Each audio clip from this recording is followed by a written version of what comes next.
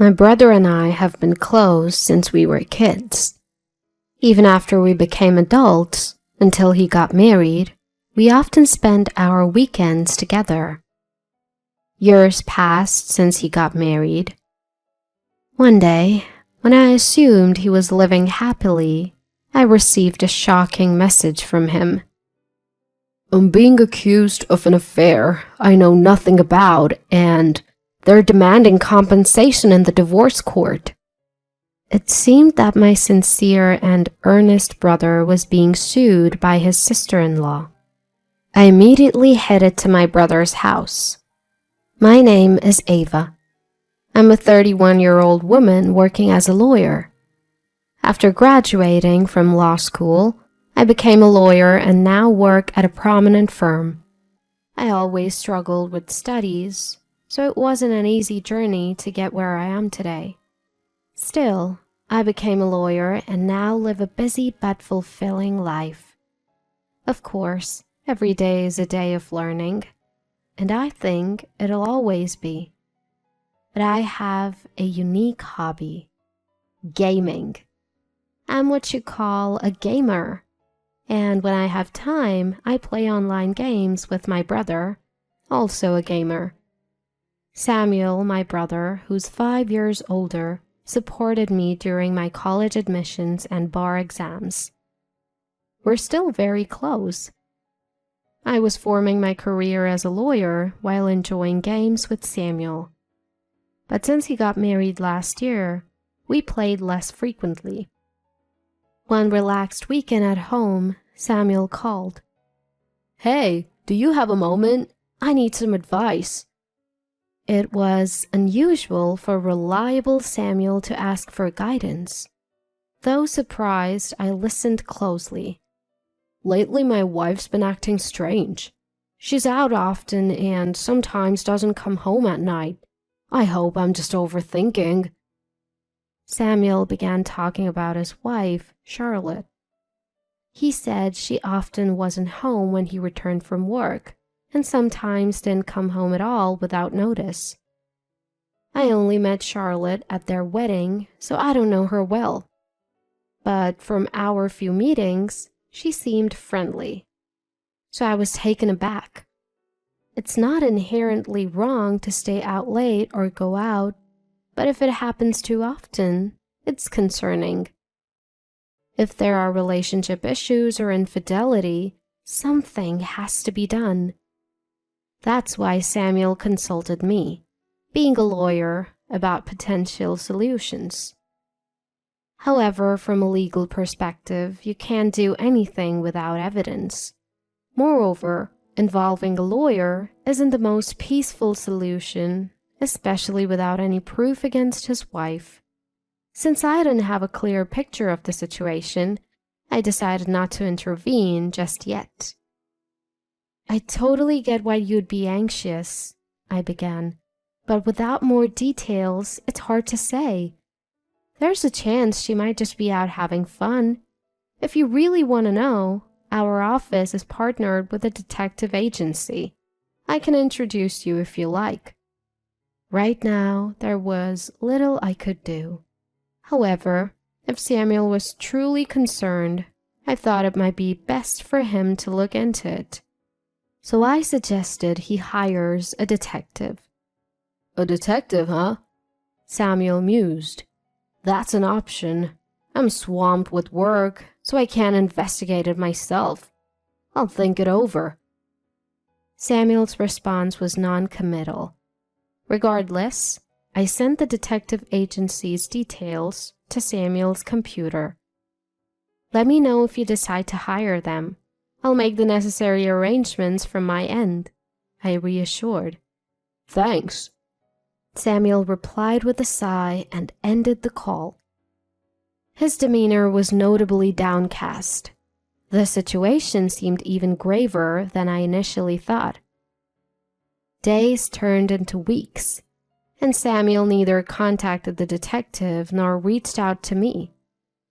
Was he too busy, or had things settled down with Charlotte? Eventually, I decided to check in with him. Samuel, how have you been? Any updates on the situation with Charlotte? It seems you haven't engaged the detective." I genuinely hoped Samuel's concerns were unfounded. However, from his tone, it was evident that things weren't great. "It's not resolved," he admitted gloomily. "I considered hiring the detective, but Charlotte manages our finances, my salary, everything. I can't afford the detective's fees." Samuel explained the situation in a somber tone. Despite feeling helpless, Charlotte's behavior hasn't changed, and it seems he's been living with anxiety for several months. "I get it. Hiring a detective can be pretty expensive." Samuel's allowance wouldn't nearly cover the investigation fees. Hearing Samuel's disheartened voice made me feel heavy-hearted as well. "All right, I'll help out. Let me see what I can do from here, so don't be too down, Samuel." I owed him big. I thought of this as an opportunity to repay a favor and told Samuel so. I wanted to alleviate Samuel's worries, even if just a little. I asked Samuel to wait a bit and ended the call for the day. A few weeks later, I stumbled upon some unsettling information about Charlotte. Before I could share it with Samuel, he called, sounding more frantic than ever. "Is everything okay?" "Something's come up," he blurted out. I braced myself for what Samuel would reveal next. "Charlotte is threatening to sue me for alimony based on false allegations of infidelity. She even has a lawyer demanding compensation for our pending divorce, claiming they'll proceed legally if I don't pay." It sounded like Samuel had been ambushed by Charlotte and her lawyer, with unexpected demands. He explained that he had secretly called me during a break from their intense discussion. Hearing this, I was at a loss for words. I knew Samuel wasn't the type to cheat. Samuel himself probably has no idea at all. That's why he's saying it's fabricated. So, Charlotte is claiming compensation in the divorce trial based on a non-existent affair story about Samuel. Samuel is genuinely a good person who is kind to everyone. Having seen many victims of scams and frauds at work, I was always worried about good-hearted Samuel. I often wondered if he might someday be deceived.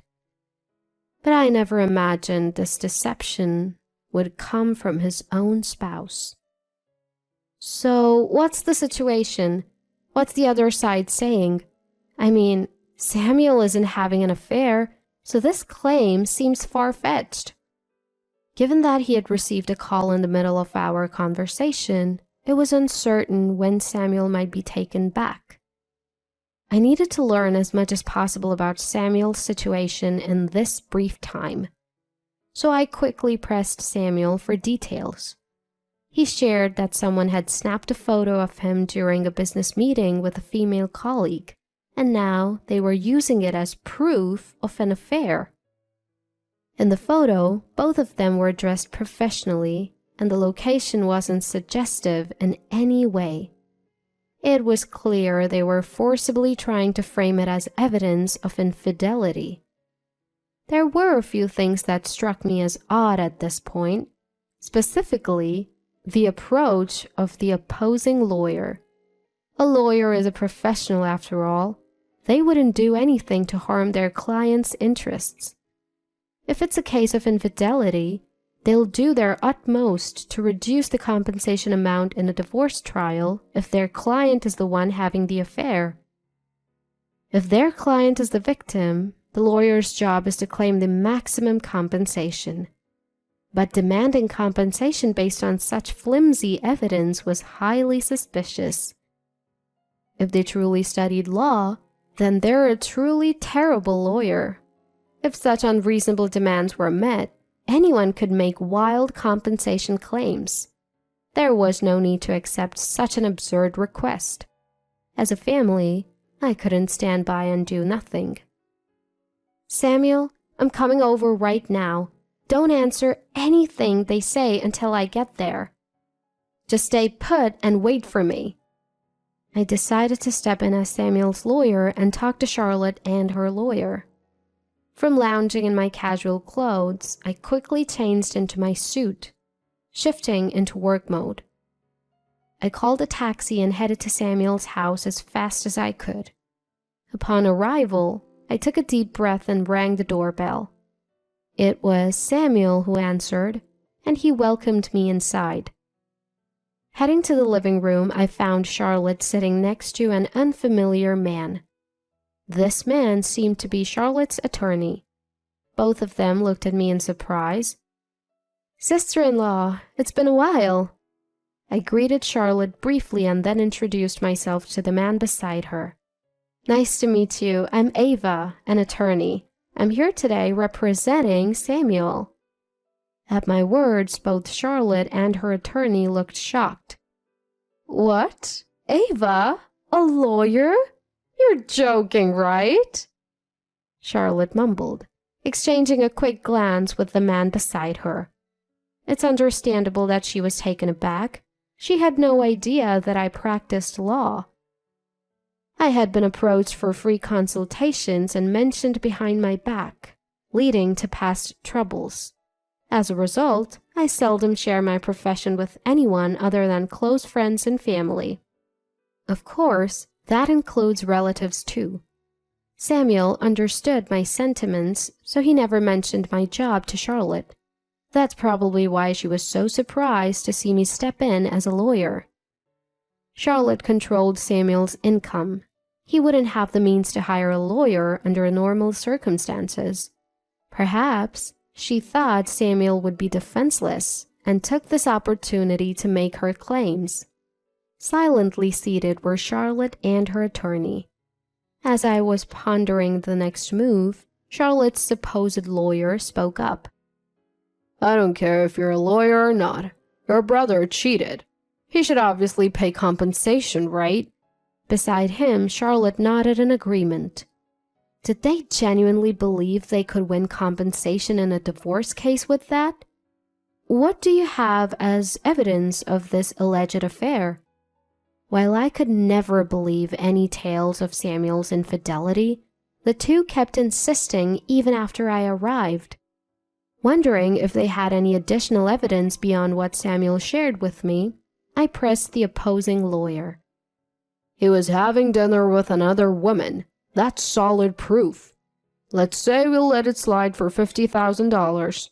You wouldn't want this getting out to family or his workplace, would you?" The man's words could be construed as a threat.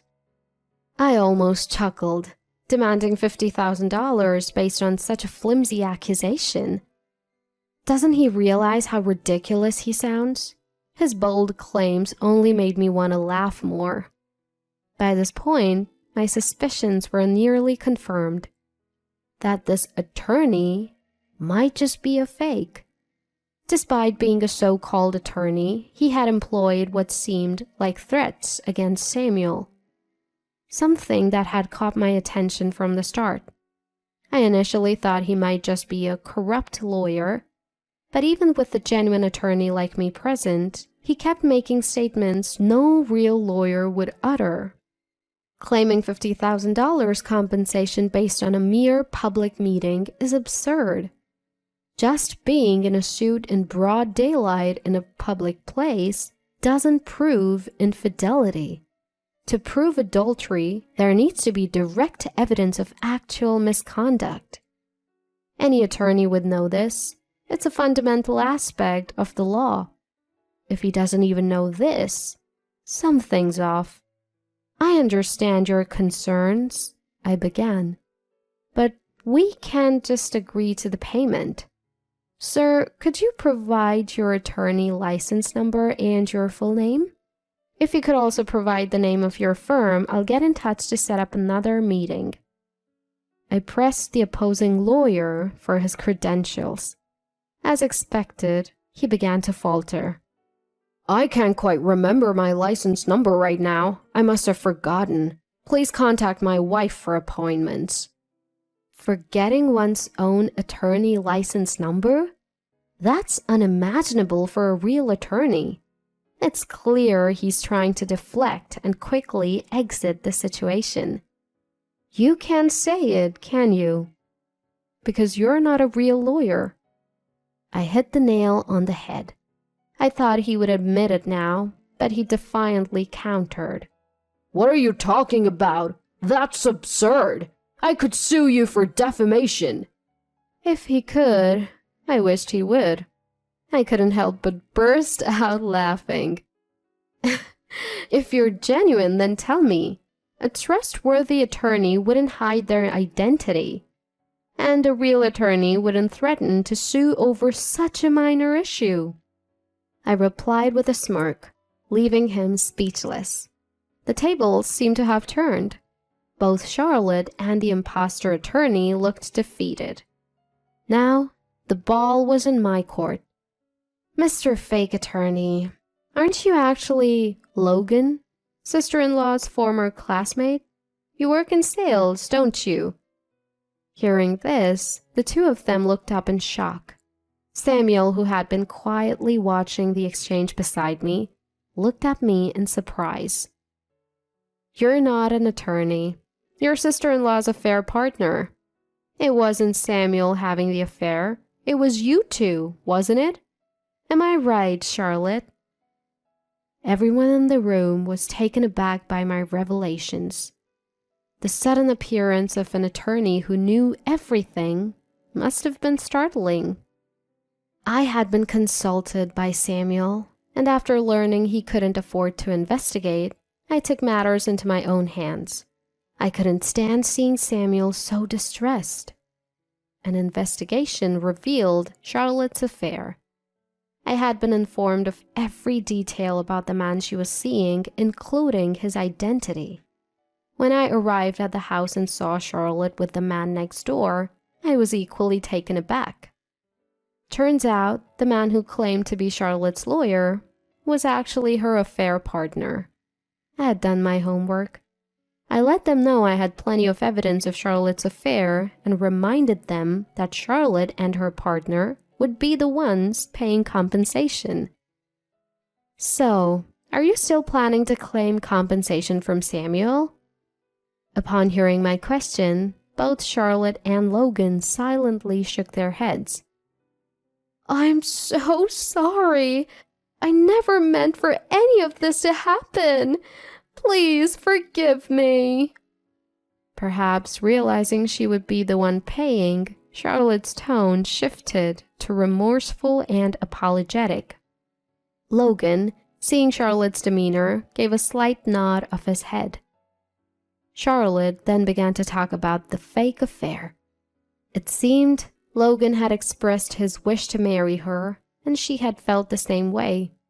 They decided to fabricate an affair to push for the divorce. The idea of also getting compensation money seemed like a good plan to her. It baffles me how someone could think, let alone execute, such a plan. Then Samuel, who had been silent till now, spoke up. You betray someone and try to frame them with a crime. You think just saying sorry will settle it? I've always trusted you as my wife, so be prepared for the consequences of what you have trampled upon. Samuel spoke calmly, but with palpable anger towards Charlotte. He was right. A mere apology can't make up for such deceit. You might not be aware, but claiming to be a lawyer without a license is a serious crime. You could face jail time or a hefty fine. And Logan, you're implicated too. There's no escaping this. Upon hearing this, both of their faces turned pale. It seemed they hadn't anticipated the gravity of the situation. Charlotte, in a frantic tone, said, I'm so sorry. Please forgive me. I didn't know. I truly apologize. Logan quickly stood up from his chair and also began to deeply apologize. I'm truly sorry. We didn't think it through. Please forgive us. Their fervent apologies were a stark contrast to their earlier demands. It was a foolish display. "I don't care what happens to you two. I'm reporting this," Samuel declared. It's often said that the kindest people have the fiercest anger. Samuel, without a second glance at the desperately apologizing duo, went on to make his report. "Wait, please! Just spare us that!" Ignoring their pleas, Samuel called the authorities. In the end, both were arrested. They eventually faced prison time. In the end, Samuel and his wife divorced, and the compensation from the divorce settlement offset any other financial matters. They agreed to have no future interactions. Charlotte was left without any defense, reduced to just tears. They tried to benefit by deceiving others and falsely accusing them. It was indeed a case of facing the consequences of their own actions. Regretting now is too late, but hopefully they would change for the better. After the divorce, Samuel seemed to have regained his old spirit. Ever since getting married, Samuel and I have been enjoying online gaming, something he had set aside for a while. After the whole divorce debacle with Charlotte, Samuel moved out of the room they shared and started anew in a different place, trying to shift his feelings and begin a fresh chapter. For a while, he seemed to have lost trust in people and kept his distance. But lately, I've noticed he's been slowly venturing out for meals with friends. Once Samuel feels a bit more settled, I'm thinking of introducing him to some of my trustworthy friends. More than anything, after all the hurt he's been through, I want Samuel to find happiness.